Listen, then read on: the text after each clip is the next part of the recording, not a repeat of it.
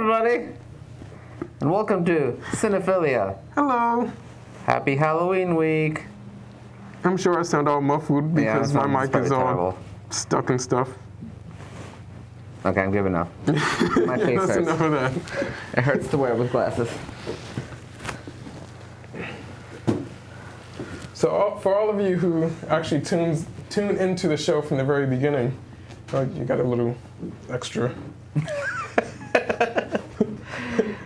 a moment of wearing masks. Wearing masks. Happy Halloween, everybody. Welcome Happy to Cinephilia. Halloween. We are back.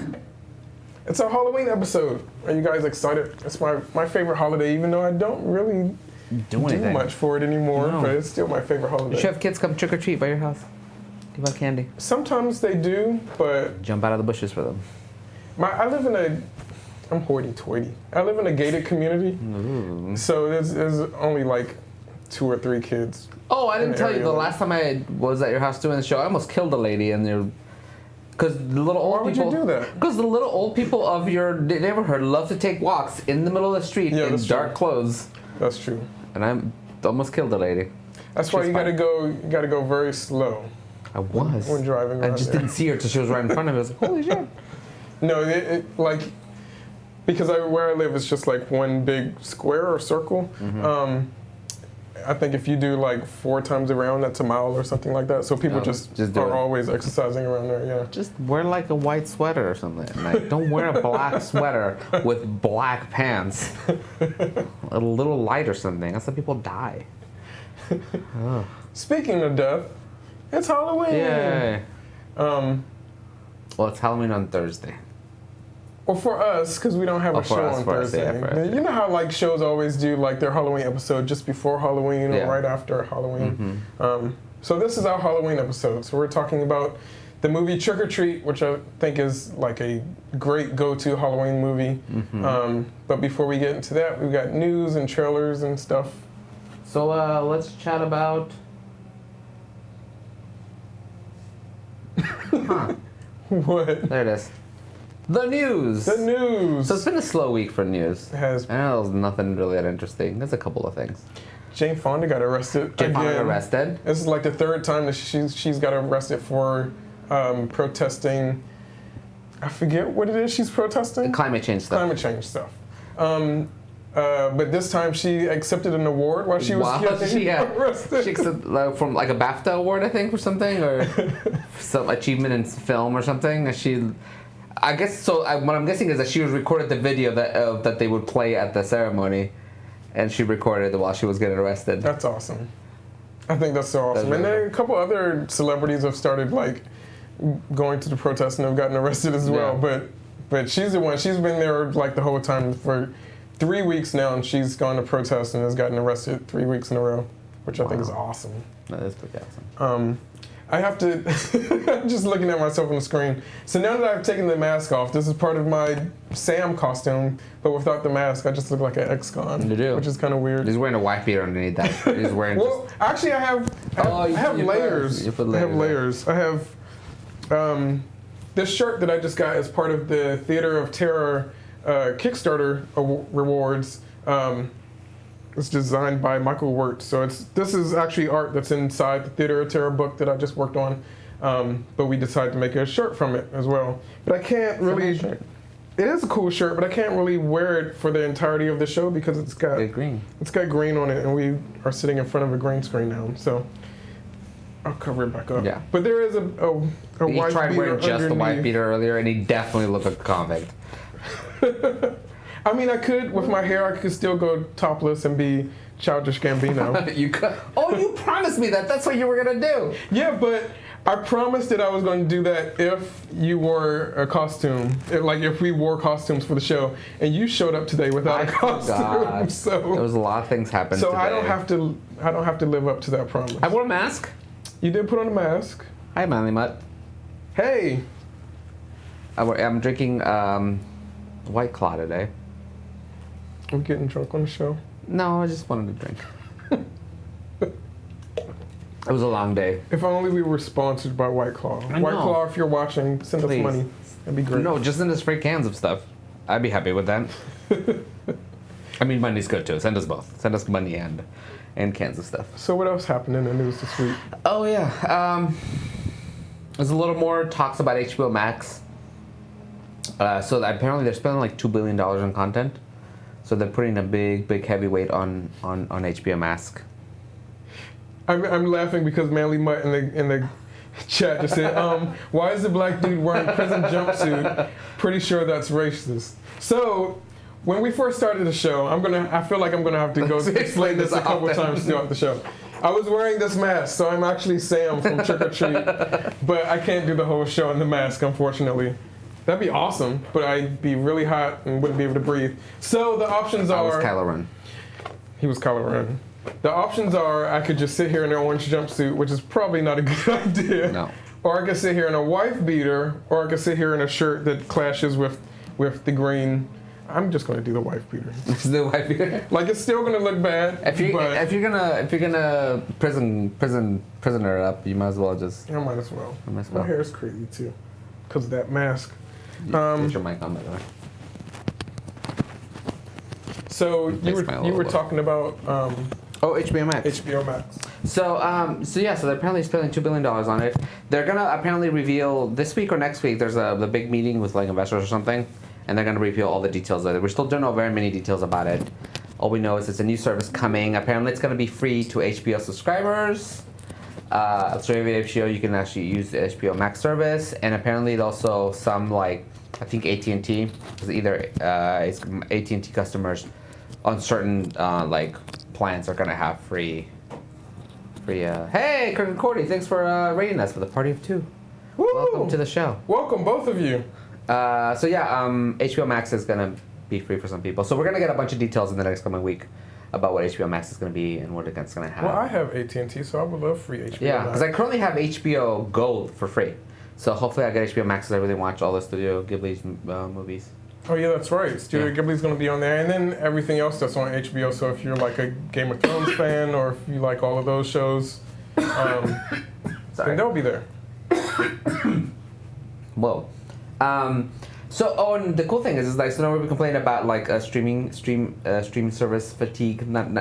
So there's a bunch of ways to get these for free. So Apple TV Plus If you buy any Apple device, you're gonna get a year free. Disney Plus is doing something with somebody. Oh, Verizon customers are gonna get Disney Plus for free. Netflix is T-Mobile gets Netflix for free. AT&T currently has HBO. So I'm covered. I'm gonna be covered on Disney Plus, on HBO. Wait, why do you have all these services?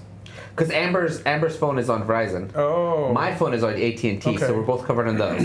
That makes sense. And so it's gonna be great. And we're still hoping that maybe,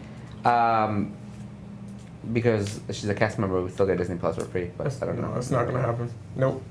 They're not gonna do it. Disney wants all the money, so not even cast members will get it for free. But I guess if you are a Disney or a D23 member, then you get like a big discount on it. Yeah. So Kurt Curry asked, well, Verizon users get Disney Plus for free. Certain Verizon customers on certain plans. Like, I think the Verizon Wireless Unlimited plan, I think it said, like, if you're one of the nicer plans, you'll get it for free. That's so far what they mentioned. We actually set up really early today and sat here and hung out and... Oh, hey, we've got a guest! Danny Montooth just walked into the room and scared the shit out of me. Oh, Andiva! Hello. So we had set up really early and sat here and relaxed because we had taken care of everything, and I just remembered something that we're missing. What are we missing? I don't have my headphones for trailers. Yeah, you do. They're right here. Oh. I gotcha. Art's covered me. Art's got me covered. Hey, Danny. Kirk and Corey says I. Come in. It's a good thing you weren't wearing a green shirt today. Yeah. So what else was in the news? Oh, did you hear about the event that Harvey Weinstein attended? Oh, that was so... I like 5% felt bad for him. No, I felt like I would have hated to be in that situation that he was in because it was awkward. Yes, but I didn't feel bad for him. That's he what shouldn't have been there. I would have felt bad if I was me. He really shouldn't have been there. No. Why did he show up? So he went to this event. It was like it's an event for artists and like it's and actors and up and coming people like trying to do industry stuff. It's almost like a open mic kind of a thing, and presentational thing. And it's just like, and he showed up, and he was sitting there. Yeah, he was scouting for young ladies, and he was there. And then he got ripped into those a stand-up comedian. Who like? Well, there were lots of women at this event. There were lots of women who were, some of the up and coming actors, industry folk, trying to, network and do stuff. And there were some women who expressed that they felt uncomfortable with him being there and that whole situation. And instead of trying to resolve things with them, they asked them to leave instead of having Harvey. Yeah. It was very weird. Because at first, like, one comedian kind of just made it awkward and uncomfortable, like what comedians should do. And then finally one girl just started screaming and protesting him. And it just got super, and he could tell he was just like, didn't think that this was going to be an issue for him in there. You could tell he was like, completely regretted the decision of being there. He looked so uncomfortable and so unhappy. Well, he should. But also, like, the event sided with him as opposed to the people that the event was being put on for. So it's kind of like, and apparently this isn't the first one any of those people. It's not the first one he's been to. Oh, really? Yeah. I didn't realize this was like a. So apparently they did a post where they sort of kind of half apologized and like we didn't know he was going to be there, but like, and then they took it down. Right. They knew he was going to be there. Because other people realized that he had been to other ones. So it was just. They knew he was going to be there. Yeah. What a mess. It was a mess. Mitchie says, hello, yes, I have no audio, so you need to really enunciate so I can lip read. Oh, why is there no audio? I'm not good at that. So, at least she didn't ask why I was half naked in an orange jumpsuit. I feel like there was something else in the news, but I can't think of it. No, It's been a really slow news week. It was a slow, boring week. Joker's still doing well. Joker's doing well. Yeah. I saw Lion King. Did you like it? I didn't hate it, but it also was like, it didn't... Why? It was just like, why does this... You watched it, right? I haven't seen it. Oh, it's like, dialogue-wise, it's like 90% the same movie. Mm-hmm. Shot-wise, it's like 70% the same movie. Mm-hmm. It's so the same. So it's like, when you watch it, it's like, the only thing that I thought was weird, the animals don't emote as well. And also, the pacing was a little slower, so it was a little weird. But they like some of the stuff is shot for shot, like exact replicas of shot, which is kind of fun in an homage way. Like in the Circle of Life, there's some shot you're like, okay, I get. But some of there's just like the stuff that didn't need to be shot for shot is shot for shot. And I wish it just it was boring because this is the same movie. I was watching the same movie again just with prettier graphics. I heard that Beyonce was awful in it. She's just so boring. She's like, hey, I'm not. She's, you know, for as great of a singer she is, she's just not a great speaker. She should have just sang the song she sang and what it should have been. I actually heard from Beyonce. I'm not the hugest Beyonce fan, but I heard from Beyonce fans. Like, I have friends who are huge Beyonce friends, that she was awful in it. Well, so when the Beehive is actually admitting that she's not doing too great. Nala doesn't have that many lines to begin with. Yeah. So her lines should be delivered a little bit. No, I was just like, hey, Simba, how are you? I was like... I also heard that Timon and Pumbaa were the best parts of Timon and Pumbaa were actually really funny. Yeah. Because they didn't try to do an impression of what was done already. They did their own thing. Yeah. And Billy Eichner was Billy Eichner, and Seth Rogen was Seth Rogen. They actually were really funny. I actually really enjoyed them. Rafiki was fun. Rafiki's fun because Rafiki, like, watching Rafiki fight hyenas with his stick, it was pretty cool because, like, he did a good job of making him crazy. There wasn't enough of him. Scar, I really liked Scar. But the rest of the movie was just like, why am I watching this over again? I wish they had, like, taken that movie and then taken, like, the Broadway show and then kind of like a mashup-y thing. And taking some elements from the Broadway show and taking some of the... But it seemed like they were trying to make it so realistic that even that wouldn't have worked. Well, like even they'd taken some of the songs from the show, some of the plot points, and kind of worked those in. I think it would have given us something that was very familiar but still kind of newish. Well, that's what they've done with some of the other Disney live-action remakes. Yeah. So it's curious why that didn't happen. Because that's kind of what they did with Beauty and the Beast, isn't it? Yeah, they just kind of... I didn't watch that one either. Oh. But you don't need to. I don't need that. You don't need to. I only watched The Lion King because I thought it was... I wanted to see how pretty it looked. And it is beautiful. Everything was great, but... Meh. So, Mitchie finally did comment on my outfit. Yes, I am dressed up for Halloween, or half dressed for Halloween. Reed H. Cooper says, I think this is just kink. So, I guess I'll put this back on for a little bit. This is such a weird episode. I guess I should have thought this out. I didn't think about the context of being in an orange jumpsuit without the mask. But this is what I'm supposed to be, just so you know. But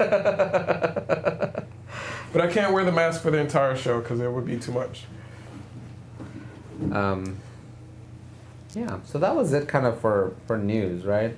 I think so. All right, let's try... That's all I can think of I'm going to bore news. you with more...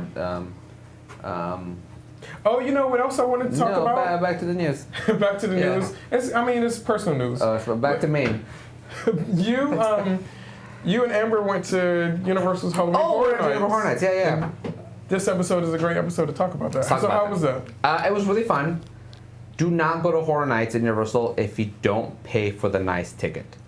Like the VIP, one, front one, yeah. Because you're going to be stuck standing in a line. It was so nice to be like grown, like adults and just be able to walk in the line, go to the front, do the thing. We were out of there by 9:30. We were out, done.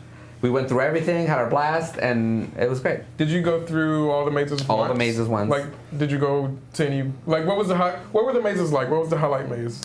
I thought Freak Show was really good. Freak Show actually made me uncomfortable. The Freak Show was the one that was actually scary. There's a lot of them that were actually not really scary. What was the Freak Show? Was that like American Horror Story Freak Show? No, or it was just something original? No, it was a Freak Show, not Freak Show. The comic book.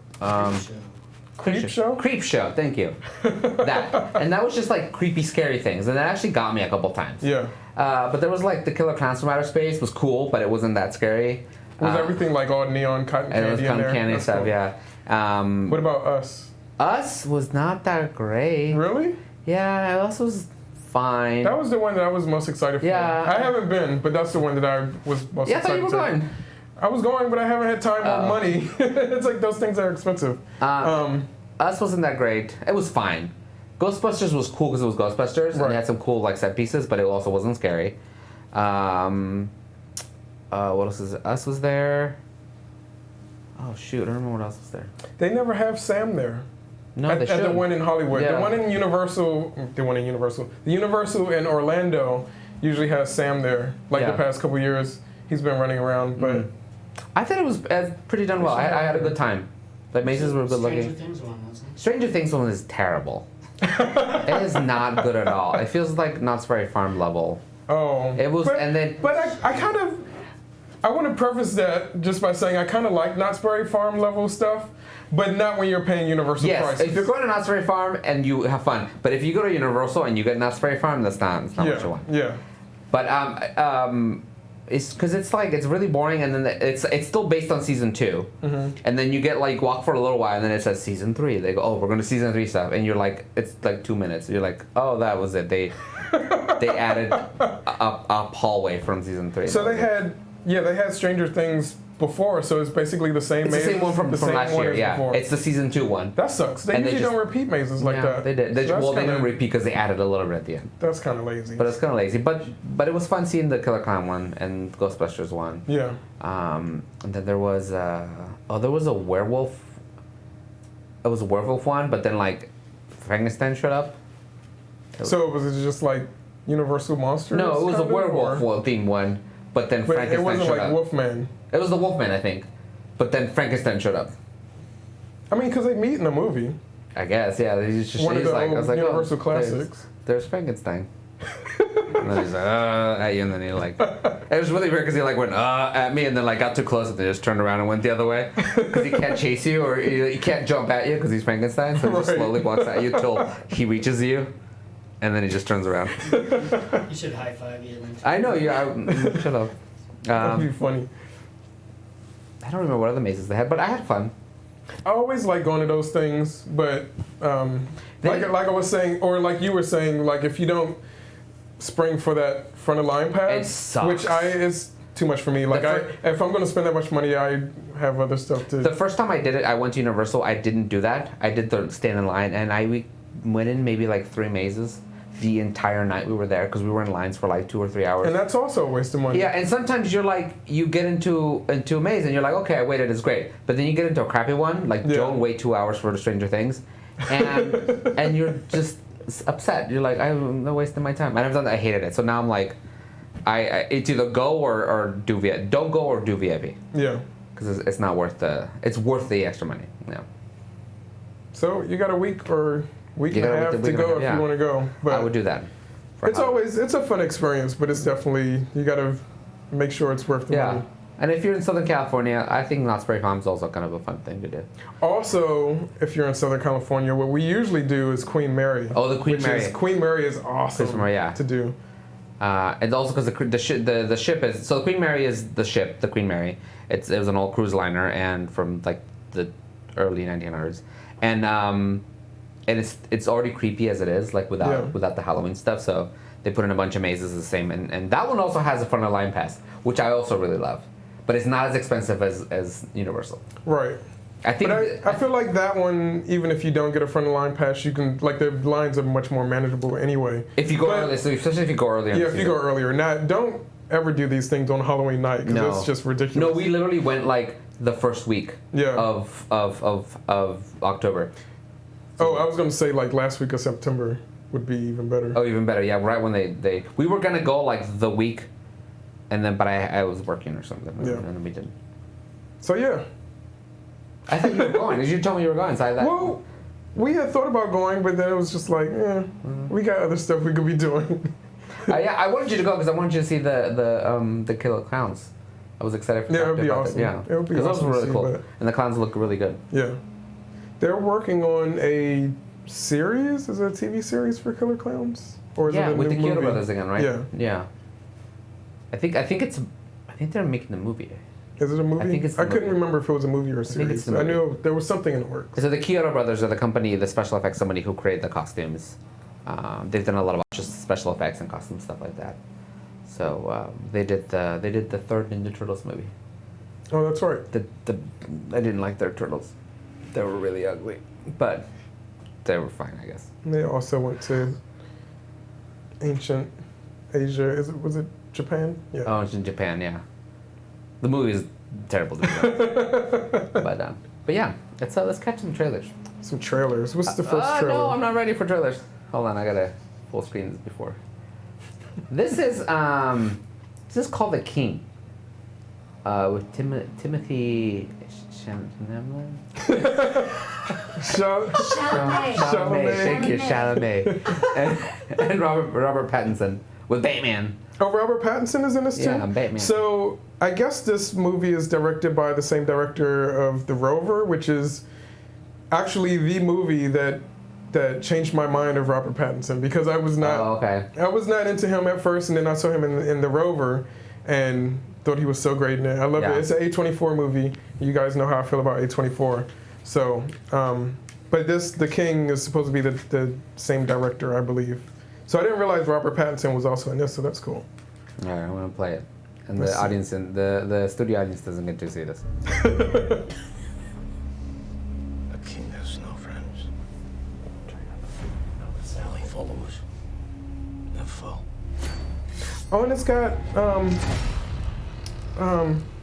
my second level bae in it. Who's your second level bae? Joel Edgerton. Oh. And that guy. Oh, that is him. That was Joel. That's Joel. Yeah. The king. Choose your steps wisely, dear brother. They have their own kingdoms behind their eyes. I need men around me I can I trust. think get intimate. Those are words I like. You are my friend. I will come with you.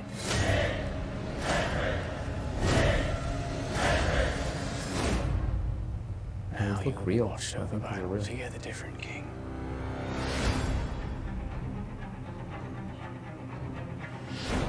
France is taunting us.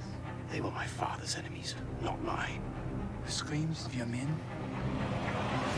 shall lull me to sleep at night.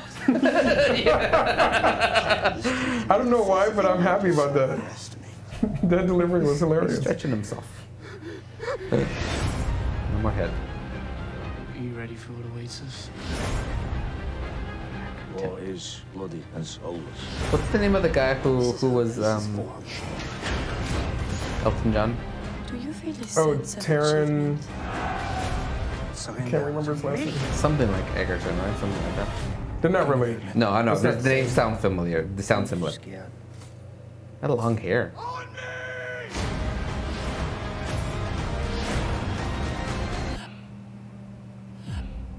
Already I can feel the weight of this crown I wear.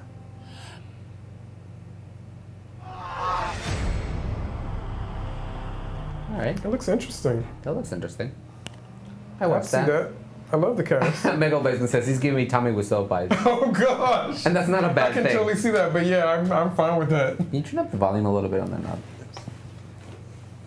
It does. And he also says, the movie that changed my mind about Robert Pattinson, Twilight.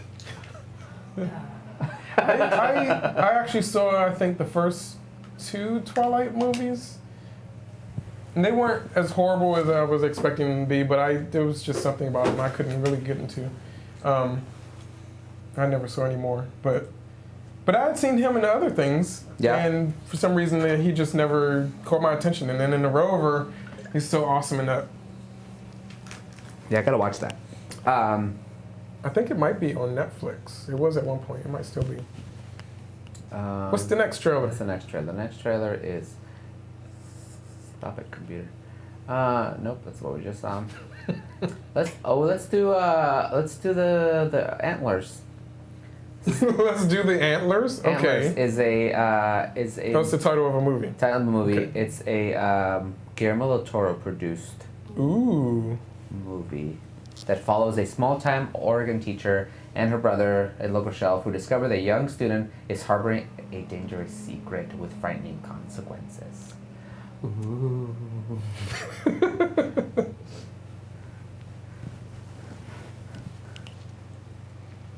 Is that the little brother? That's a skunk. In unison.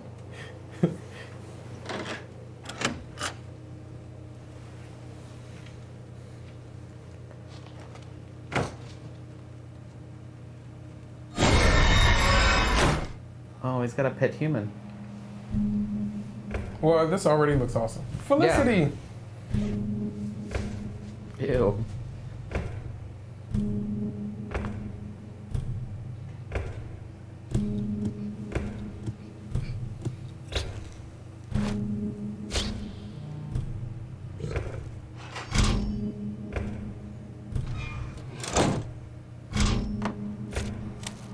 This is a great trailer. Yeah. I love the editing of this trailer.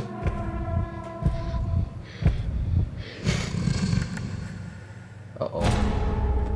Someone got out. What's that guy?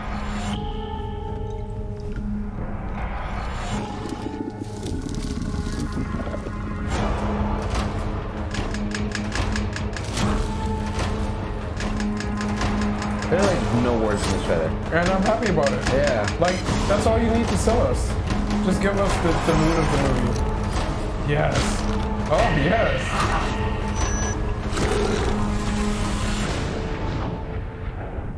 Daddy? One word. Ew. I'm sold. That was one of the best trailers I've seen in a long time. That was so well really done. well put together. So that's Guillermo del Toro. Yeah, never doubt Guillermo del Toro. He can deliver. He can Okay, deliver. and so apparently now they're remaking The Grudge. Yes. I'm actually not sure if this is a remake. Maybe Dave can chime in because he's in the audience and is a huge Grudge fan. Diva does this. Is this a remake of the original Grudge or the American Grudge? I know it's an American remake, but are they just remaking They're using both names in the title when they talk about it. They say Ju-on the Grudge, so. Ju-on the Grudge. But, Yeah. But So they're both the same movie, really. This article says practically Sony Pictures released the first trailer for The Grudge, the reboot of the 2004 American remake of the 2002 Ju-on the Grudge. I would imagine for American audiences, they're going to Americanize it as much as possible. So, it's got John Cho in it. yeah, let's try it. So let's watch this. Let's watch this. If it doesn't have Buffy, it's trash. Producer Sam Raimi.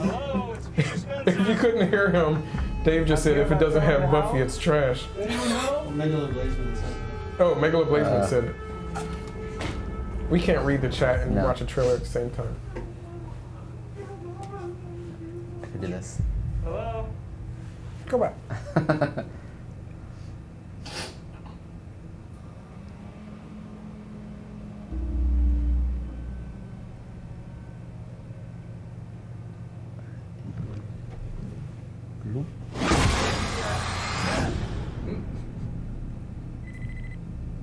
This is Detective Muldoon. This is Peter Spencer. Something happened to me at 44 Rayburn Drive.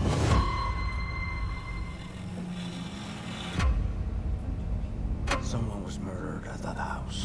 Why did you never go into that place? Here. Something never felt right about it. Looks like we got another one. It's got similar editing as the other trailer. It does, but not as well. No, not as good. All the talking gets in the way. Yeah. I went to the house. Hello? Police department.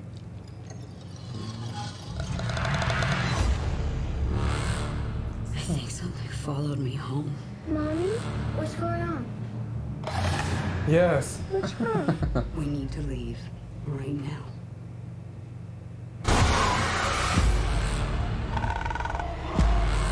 Yes. That looks better.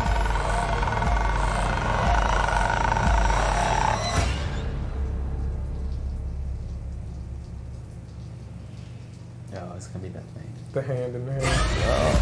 So they also released a poster for this movie, and the poster is of the hand coming out of the hair. Yeah. Which is an iconic scene from the original. I didn't get much Toshio in that. Toshio's a little boy in The Grudge, and they barely. There was one scene of him jumping up on the wall, but they barely show him. So I want to see more Toshio. I love Toshio. But that looks interesting. Like I could get excited for that.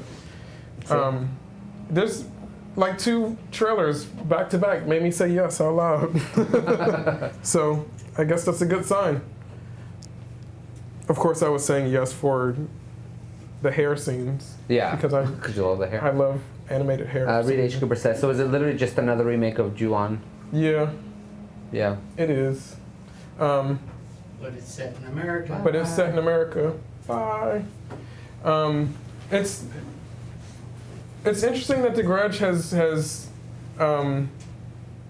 spawned so many sequels and remakes just off of this simple story, but the way that hauntings affect you and stay with you, it's effective. Yeah. So I like the series as a whole, so I'm interested to see where this goes.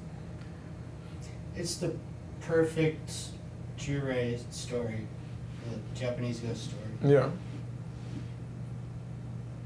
Sorry, I'm zooming in the... All right, I want to jump into the... Time for the show? The show. For the actual show. Beep, beep, beep. Oh, we're already So today we're talking about... Is there spoilers? We could probably talk about this without spoilers, but we can do spoilers if you want. I'm just pushing the button. So this is the thing. We're talking about Trick or Treat for Halloween today. The movie Trick or Treat with the R. Just the R, not or. Take the O out of it. I gotta do just my the job. R. What? I gotta do my job. What's your job? To bring up images while you talk. Oh, yeah. So, yeah, Art's doing his job during the show, but Art did not do his job before the show because Art's not even seen this movie. Which is surprising to me because we used to watch this movie in the green room all the time when we worked together. You know what? I might have seen it in the green room. I just don't remember. It's so good. But why don't you get down there, Danny? Yeah, come on. Yeah, Danny, you can join the show if you want. All right. Grab a mic. This guy, Sam, is the icon from Trick or Treat. Actually, he's one of my favorite Halloween characters. You've seen the movie. All right. Danny's taking over. We've got special guest Danny in the house today. Woo! I'll go grab a chair in the seat. Oh, that's the back.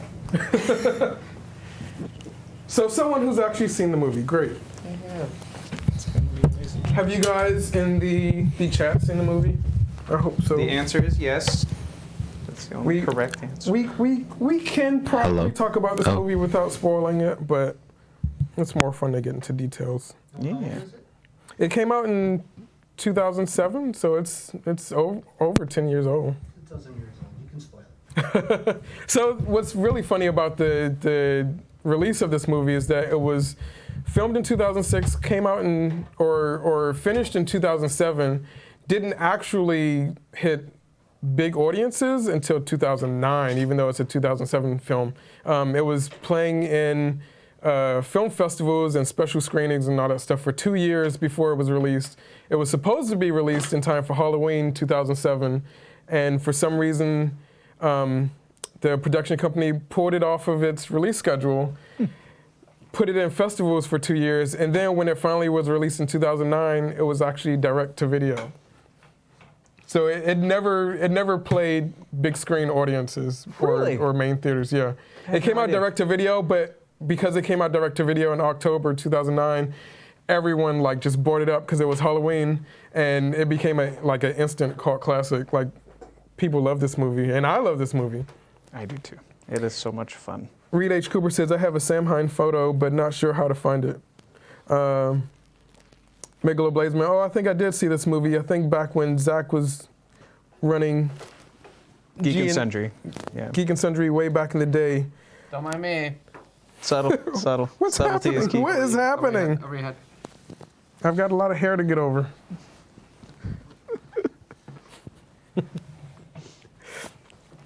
Oh my gosh, it's a fun day today. Yeah. There's so much going on. Yeah. So I don't think you were here for the jokes about, because we started the show, I had the mask on, and then I took it off, and then realized that I just look like I'm an ex-con sitting here in his orange jumpsuit. So that's a running gag for the show. So yeah, the film is directed by Michael Dougherty, who, this was actually his first film, but you may recognize his name more readily now because he directed the last Godzilla movie. So from Trick or Treat, he went to direct Krampus. He tried to find fame in another holiday movie, which didn't quite. Also fun. Not it was fun, but it didn't hit quite as fun as Trick or Treat. But his Godzilla was great. Did you like? I haven't seen it. You haven't seen it? No. I'm surprised. I enjoyed the first one, but not enough to like go running to see the next one. Well, this one is like the first of these recent Godzilla movies was way more serious than this one. This one actually let itself have fun. Oh, that's good. The last one? Yeah, the last one that came out. The last one. Yeah, I'm all about like Mothra is my favorite. Mothra's my favorite. Mothra has some good moments in it. Sweet. I said this when we did a show on Godzilla, and I said this then, but I would say that the newest Godzilla is the best American Godzilla remake.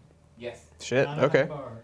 Well, that's a good. It's not a high. It's not a high bar, but it's like, I think this one, because it brings in a lot of the lore surrounding Godzilla. It's not just like, let's put Godzilla in our country and let him wreak havoc. It actually brings in lore and other characters and all of that. So this one actually lets itself like be a Godzilla movie, as opposed to like, just showing Godzilla wreak havoc. Right. So it's not the Lost World. So Michael Dougherty is a director that we like, and what I think is great about Godzilla and also about Trick or Treat, and Krampus to an extent, but Krampus didn't quite nail it as well, is that this director has a good way of telling stories that can be scary and creepy, but making them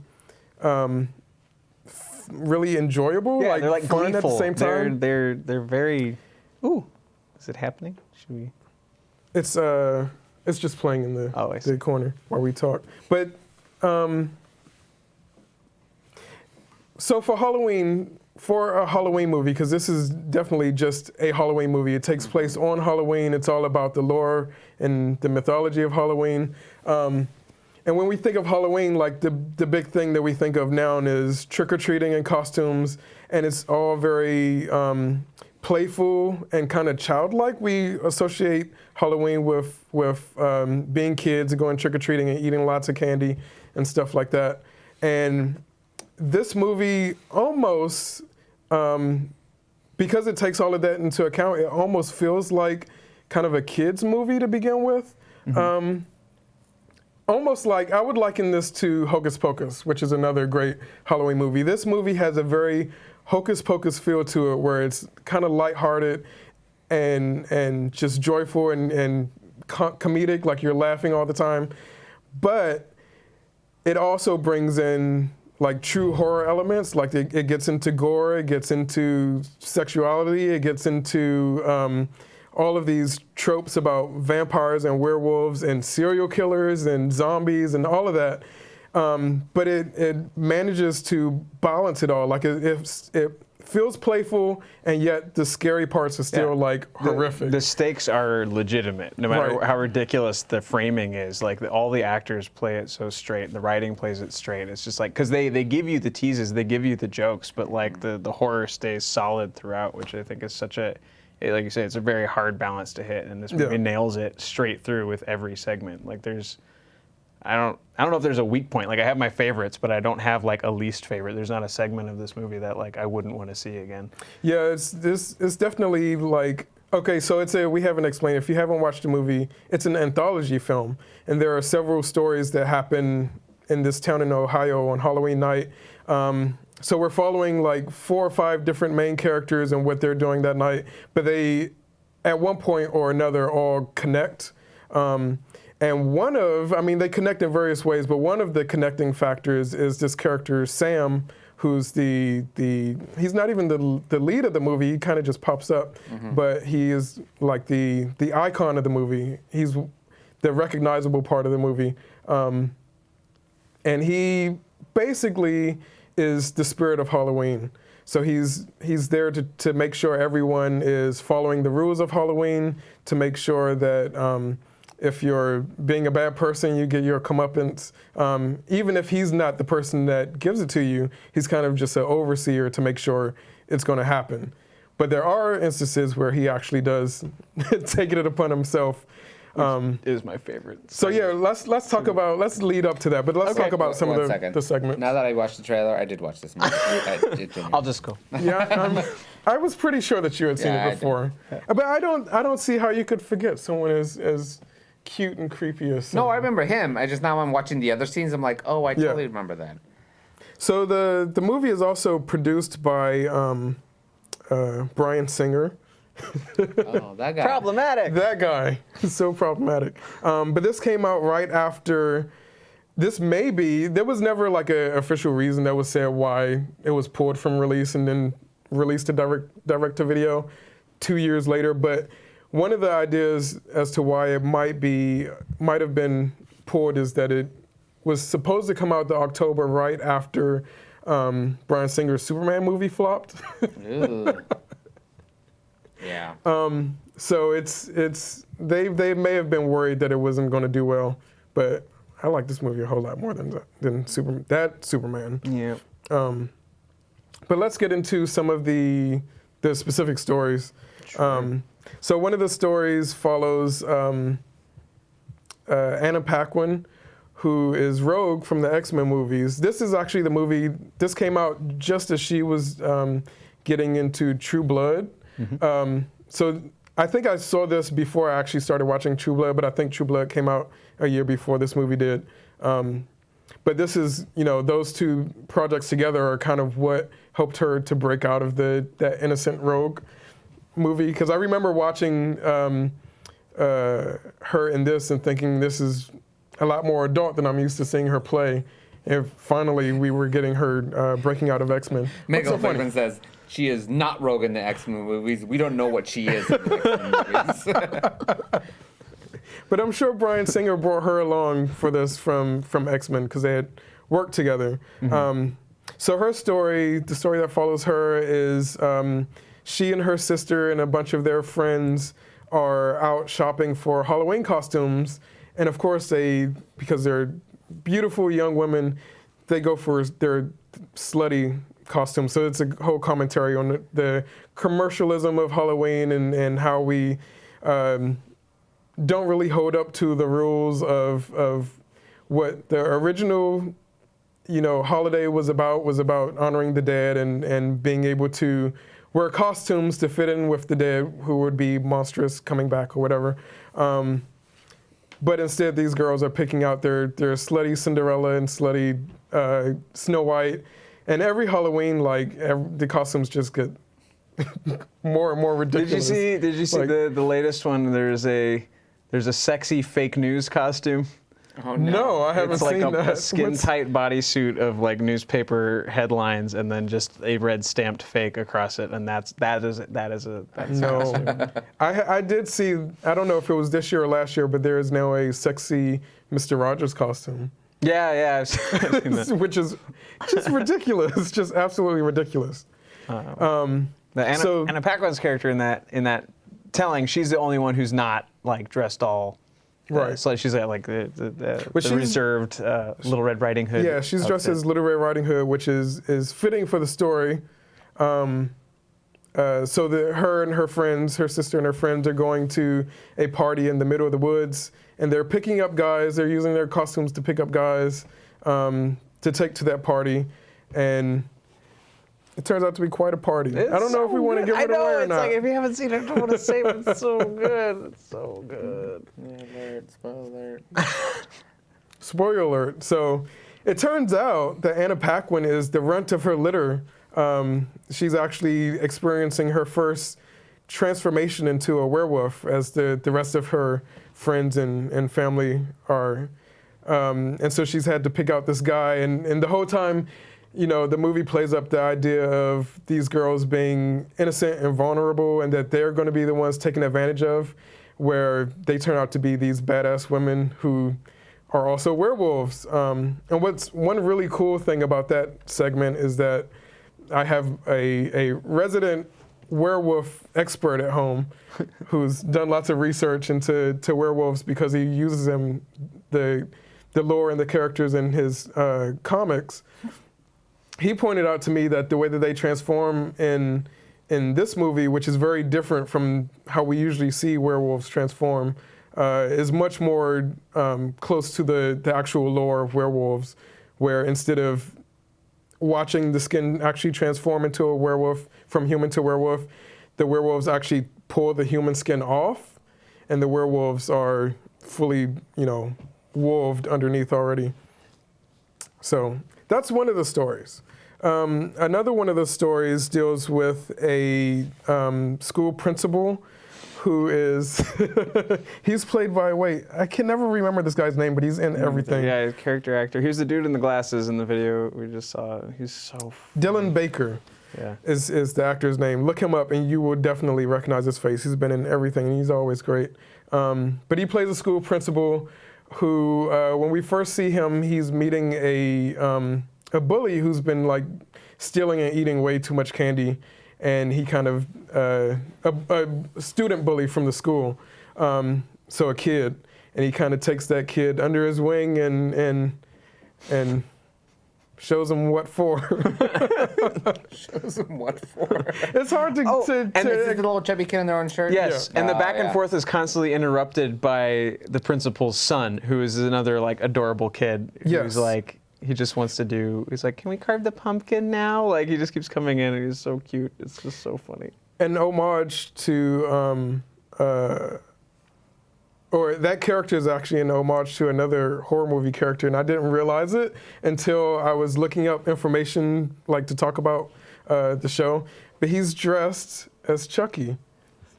What? He's got overalls, he's got a striped shirt, he's got the red hair. Oh, no way. And I totally didn't clock it. There are actually lots of homages in this movie, most of which are John Carpenter related, which was a lot of stuff that also went over my head until I was looking up stuff. But we can get back into that.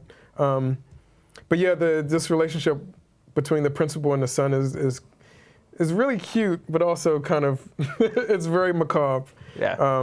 Especially when they get to actually carving the quote pumpkin. One of the other stories involves a group of kids who are going to a rock quarry where a school bus, there's this legend that a school bus in this town drove a bunch of kids into the rock quarry, and so they're going to honor those dead kids by putting pumpkins down in the quarry. But we're not sure, as we follow them into this quarry, we're not sure if it's true or if it's actually, or if it's just a legend, or how that all unfolds, or if it's a prank that one of them is trying to pull on the other. A couple of those ideas come into play with this story, and it's kind of cool. There's one of the kids is a girl dressed up as a witch who's a little socially awkward, so she doesn't really know the other kids well. She's kind of hanging out with them for the first time, and so we're not sure if they're trying to play a prank on her or what's going on. And she's like the historian. She's the Halloween scholar who's filling in the blanks for these kids who don't know any better, like giving them proper pronunciations of things and stuff like that. She knows her shit. And what's really cool about that character is that, as I said before, Sam pops in and out of these stories and pops in and out of these stories to make sure that things are going according to plan for Halloween. And if they're not, if you're fucking up Halloween, Sam lets you have it. But when he encounters the girl who's dressed up as a witch, who's the Halloween scholar, they have a moment where they kind of, like, I think she's one of the only characters in the movie that actually notices him. And so they have a moment where they are on opposite sides of this field, and they kind of look at each other and they kind of nod to each other. And Sam is, you get this essence that Sam is kind of like, you're good. And then they just keep walking on their ways. And I love that little scene, just the fact that she's such a cool character, and Sam recognizes that she's treating Halloween right. Yeah. And so he lets her go. So good. So good. And then definitely my favorite story, and probably what you would say is your favorite story, is the big Sam moment of truth, where Sam actually goes up to a old crotchety man's house to trick or treat. Played by Brian Cox. Played by Brian Cox, who's awesome. Perfect. So he was actually his character's look was actually designed to look like John Carpenter, which. Knowing that now. Yeah, exactly. I didn't realize until I was, researching, and as soon as I read that, I was like, oh, hell yeah, it's totally John Carpenter. But yeah, he doesn't, want to have any kids on his lawn. He's that kind of crotchety old man. And when Sam shows up, he doesn't give him a trick or treat. So Sam, in turn, gives him one instead. And he is linked to the principal's story because he's the next door neighbor of that guy, while he's trying to hide a body. So you get both sides, both perspectives of that kind of link in the story, letting you know when these things are happening. So they all overlap this much, just so that you know when in the sequence each story is happening. So it's this really masterful kind of fun weaving of Yeah, it's kind of cool because the principal's story comes up first, and he's doing his thing in his house, but you can hear the rumbling or the whatever's happening in the house next door, which is Brian Cox with Sam having their little bout. And it's not until later in the movie that you see that you're actually watching that bout happen, and then you see the principal also going through his motions through the window. So it's really cool, like you said, the way that these stories are all connected. It's a fucked up Paris Je t'aime. It is very similar in how they kind of loop together, and then at the end they have a similar sort of montage being all the stories are wrapping up. But Isn't there a couple on a date and they run into each of the characters in other stories at different points on their date? Yeah, the movie opens with this couple who is returning home from being out for Halloween, and the wife is actually not into Halloween. She's not a Halloween person, so she's sick of the night by the time they get home, and the first thing that she wants to do, this is how the movie opens, the first thing that she wants to do is take all the Halloween decorations down from out front of the yard, and Sam is witnessing that, and he's not very happy about it.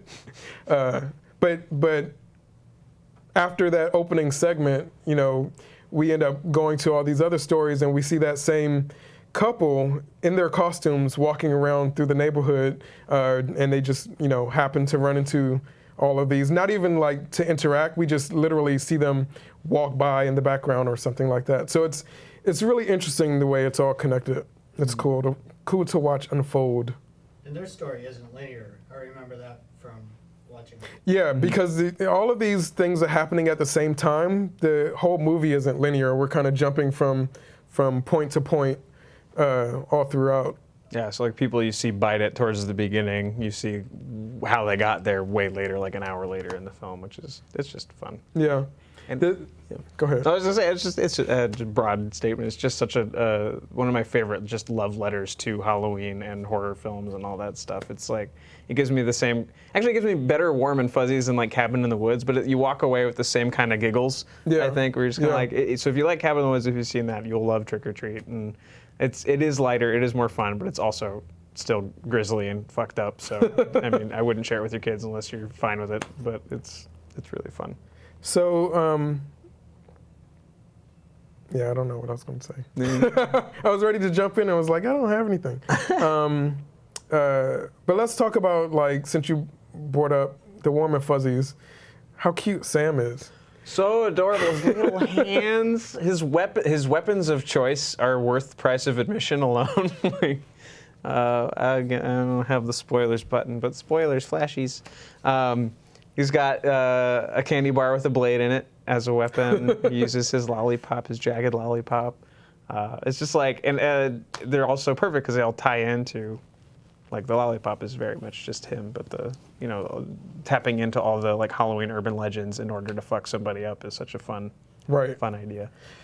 I think my favorite thing about him is the fact that even though Halloween is a huge holiday, it's become so individually creative that everyone just kind of does their own thing for Halloween.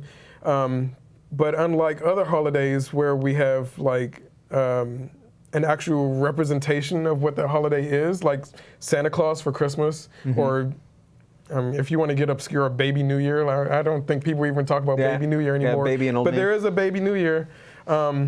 Halloween's never had like we have lots of ideas of what Halloween is, and we have lots of motifs that we go to, like witches and black cats and pumpkins and stuff like that. But Halloween's never had like a mascot. A mascot. That's the word.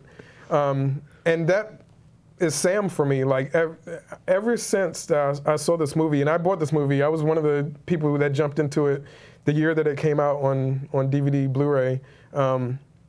Every year since I've seen this movie, Sam has been my go-to like Halloween mascot character, and I love that we have a representation of that. Someone who actually can walk around and represent this holiday instead of it just being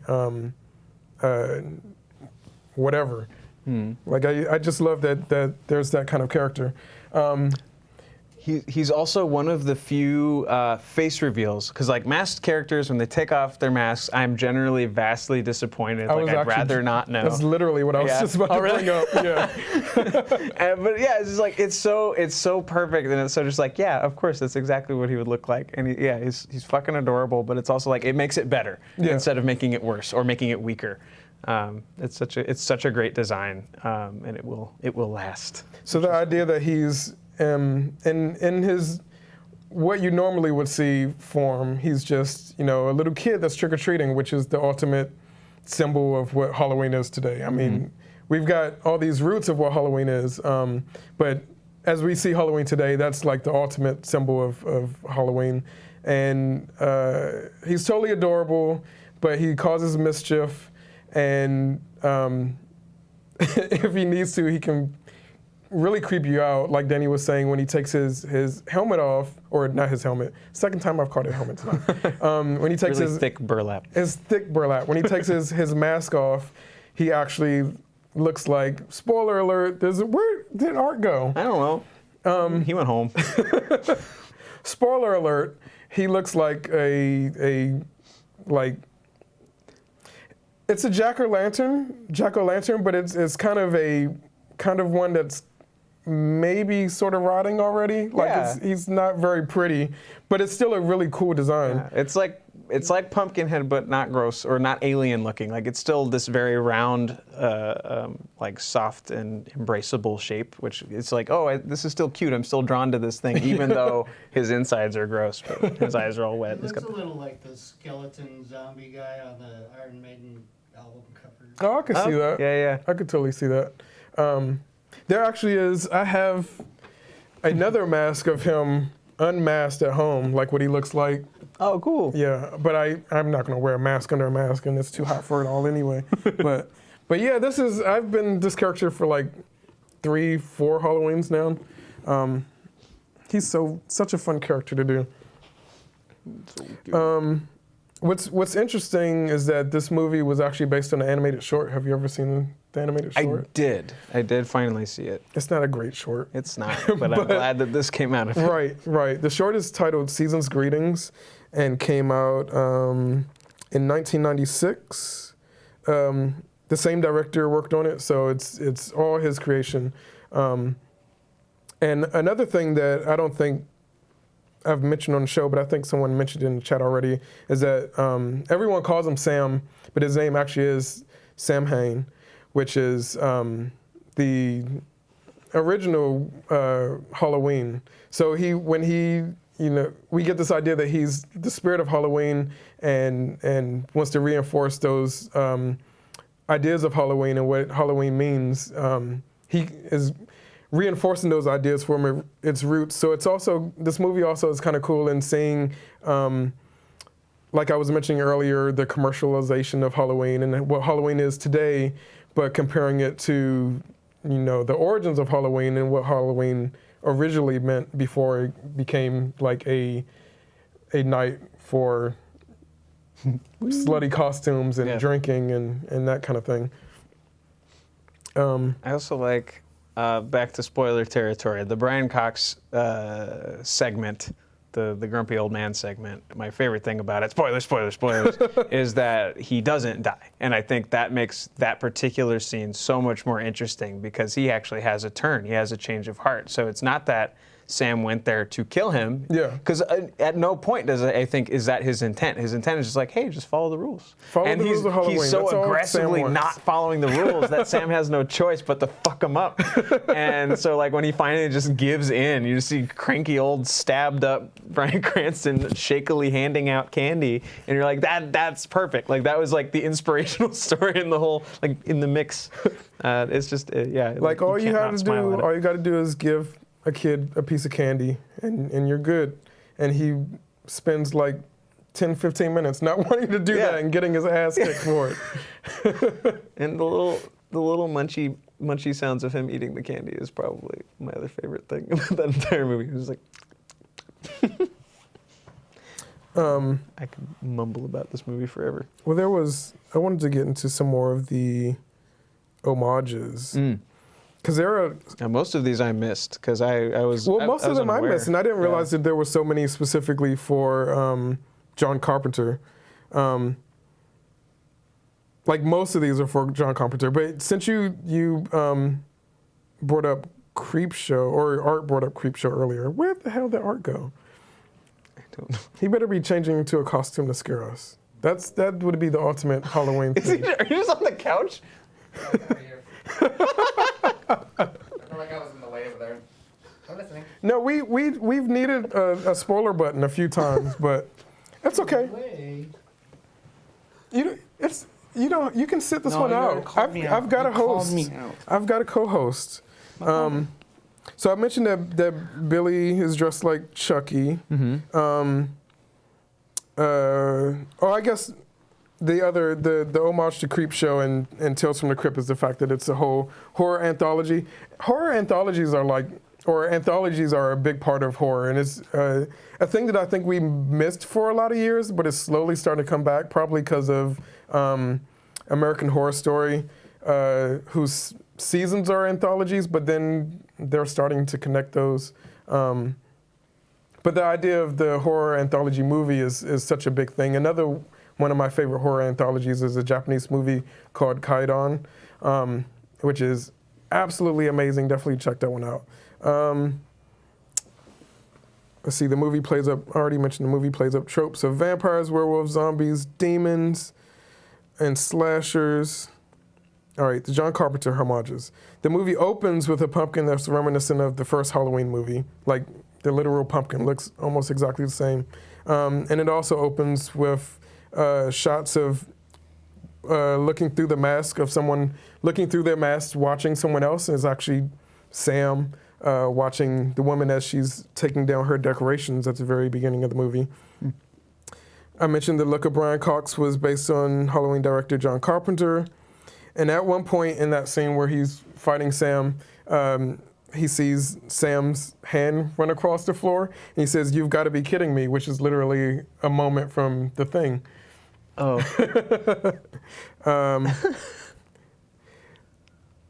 The 1958 Plymouth Fury from Christine can be seen in the rock quarry with the bus. Oh, no way. I wouldn't have known. I wouldn't have known that either. I totally would have missed that. Laurie, who is the Anna Paquin character, is named after Laurie Strode, Jamie Lee Curtis's character in Halloween. Okay. I guess that's it for the John Carpenter stuff. But that's a lot. That's a lot of John Carpenter. And the other homage is that this is probably my favorite homage in the movie that I did clock the very first time that I saw it. But Sam attacks Brian Cox's character by cutting at his Achilles, which is the exact same thing that cute little Gage, who's also a little kid, scary character, does in the very first Pet Sematary movie. He's hiding under a bed and cuts at someone. Bah. It's a very uncomfortable moment. I'm never okay with that, man. There's in The Protector, the elephant movie that I love oh so very, very much, the Tony Jaa movie. There's like a whole scene where he's just got elephant bones strapped to his arms and he's cutting the tendons of these like giant bodybuilder type fighters. But they like go into X-ray mode to show the tendons coming apart in the Achilles, and every time I'm like, ah! Have I seen this? Did we watch this in the green room? I'm sure I've made you watch it. I feel like I've seen that. That sounds very familiar. I make people watch it because there's one stair scene? Yeah, I definitely have stairs seen all the it. way through. But he's just like, the whole movie, where's my elephant? It's so good. Great fight scene. Not a great movie. Great fight scenes. Sorry, I tangent. No, go on your tangent because I'm going over my list to make sure that I... All right, great. This has nothing to do with Halloween, but everyone should watch The Protector. It's one of the Tony Jaa movies. It's the same guy who made Ong Bak.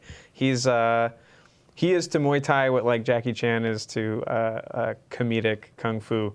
But there's a great scene in The Protector, which is one shot, and not in the Daredevil we do tricky camera switches and breaks and all that stuff, but actually like one long shot of they follow Tony Jaa up this giant spiral staircase in this building. So it's this giant round building, and he goes and just fights his way through because he's looking for his beloved friend elephant. It's the elephant movie. Okay, Yeah. Okay. That was good. And in that fight scene, he never opens a door with his own hands. He uses somebody else's body to open every single door in this fight. And you can see him get gassed like halfway through and then have to like get his energy back and just keep fucking going. And Tony Jaa actually hits people. He puts people in the hospital in his movies. Because it's harder to fake Muay Thai because it's all knees and elbows and like shins, and it's like these hard chops, and so you can see some of the slow motion shots where you see people's faces on impact, like blah. But it's worth it for that fight scene, and also just because if you love elephants, it's a good time. And there's well, it's so funny because I remember that fight scene, but I don't remember the plot point of elephants for some reason. I remember what you described, like the X-ray and all of that stuff, but I don't remember elephants in that movie. Yeah. So I need to rewatch took the that. mom elephant and the baby elephant that he's like bonded with, and so he went to bring them both home back to Thailand, and they got moved to Australia and like by some black market whatever, evil British people as always, which is fun. And then it's so funny. There's like the plot's this big, but who cares? And I can't remember, I think it might be that one. It's either that one or Ong Bak. And one of them, Jackie Chan gives him like this cute little like passing of the torch moment. He shows up in one of those movies. I think it might be Ong Bak. Anyway, it's a good time. I'm jet lagged, y'all. I'm trying to stay awake. You just got back not too long ago. How was your trip? 2 nights ago. It was wonderful. That's awesome. It was great. It was really good. That's really cool. I'm very sleepy, but it was the best thing ever. Did you know, as a comic book fan, that there's Trick or Treat comics? After the fact or before? Were they based on or? No, it was based on that short film that we talked about. Okay. And the comics were made to, it was supposed to be a series, like a 4-issue miniseries to come out the same October that the movie was being released. Mm-hmm. So it was done in 2007, but since the movie wasn't released until 2009, they released it then. So it came out the same time as the movie, but it came out as a graphic novel, all 4 issues together. And I have not read it, but it was actually written by Mark Andreyko and drawn by Fiona Staples, I believe. Check that out. Yeah, I didn't know it was real. And it was from DC. DC Comics published it. Oh shit! Right? So I was like, how did we both miss that? Oh man, I'm so out of the loop now. But yeah, around then, I'm surprised I didn't. I'm surprised I missed it. Yeah. Hey. We actually, believe it or not, have gone over everything on my list already. We've got 15 minutes still to go. Very efficient. Let's all sing a song. Let's harmonize. Well, we can move on to let's move on to recommendations. Okay. What do you recommend this week, Danny Montooth? Why are you going to me? Prepared yeah, you know me. I prepare. We always recommend anything. It could be video games, a book, something new, something you've seen. Do you recommend going to that foreign land that you were just at? Yeah, go to Scotland. Go to Scotland. Go to Stirling specifically. Visit Stirling Castle. It's worth the trip. I mean, we went all over the place, but I think that was a highlight for me. How long were you there? We were in Scotland for a week, and then England for a week. So give or take a couple of days. But we started in Glasgow, drove up to like Stirling, so like northern Scotland area, and then back down to Edinburgh on the other side, from Edinburgh to York, from York to London, and we spent several nights in London. So London was like our kind of like, we thought. We didn't realize. But yeah, we hit a bunch of castles, did a bunch of stuff. Travel, everybody. It's fucking worth it. But man, what else? But movies are important. I recommend The Protector. By Tony Jaa. Yeah, that's my gave a recommendation. I might have recommended that before on this show, but I'll do it again. There's also, the guy who's in it, he's a terrible actor, but he's like huge. He's just huge, so he's in movies. Like physically huge? Yeah, he looks like a shaved Zangief. With no exaggeration, like his shoulder is twice as big as his head. Like why would you want to shave Zangief? I like his hair. But all of his lines consist of "Ah!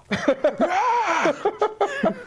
He was great. I think he's also in what's the movie? I think he's in Ip Man. I think he's in Ip Man, or another movie of the like where it's Chinese fighters like in a pit with people from all over the world. But I think it's Ip Man. I think he's in like one other thing. Like he was in like 4 movies within the same few years, and he's like a power lifter from Australia who spent a lot of time in prison. Like he's got a really interesting personal backstory, but I don't remember the rest. I just want to say I love that being in a studio now. We're just gonna have people that just pop in. Yeah, I think that's so awesome. I forgot until I parked that it was Cinephilia tonight. But we had just finished up at Second City, and I was just like, oh, you want to see the studio? Because she can't make it tomorrow, so she'll be here next week. You have a recommendation? Yeah, do you? Yeah, you can go to. No, you can go ahead. I'm going to recommend a movie by not recommending another movie. So I just recently watched, I don't even know if many people know that they remade Jacob's Ladder. It came out this year, and I just watched the remake, and it is awful. So I'm going to recommend that everyone go watch the original Jacob's Ladder. If you've never seen it, you should totally check it out. Awesome. That's my recommendation. I just finished reading or listening the Jonathan Van Ness book, the guy from Queer Eye. His little autobiography. It was really good. Which one is he? Because I don't watch that show. He's the guy with the beard with the really long hair. He's the one that looks like Jesus? The Jesus guy. It was... I had not realized how much like stuff he had gone through in his life, like bad things. Like he had a rough like start in life, and now he's like great. But like it's nice to like watch somebody who has like been feels like successful, like and you kind of like when you start feeling shitty about your life, and you're like, oh, that's right. Some people have had shittier lives, even though they look like they're happy and great and everything. So it's really interesting. He's also really funny. So it's a really fun book. And if you can get the Audible book, I would say do the Audible because he reads it himself. I was going to ask. So it's really fun. I would do that. Cool. Awesome. Thank you for joining us for our Cinephilia. Yeah. We're going to raid somebody because I'm here and ready to raid. We're going to get ready to raid. If you guys can just hold on and hang out with the raid, we're going to raid Deadly Nightshade because she's playing WoW. Yeah, that's cool. Thank you so much for joining, guys. We will see you next time, and we'll Cinephilia later. And happy Halloween.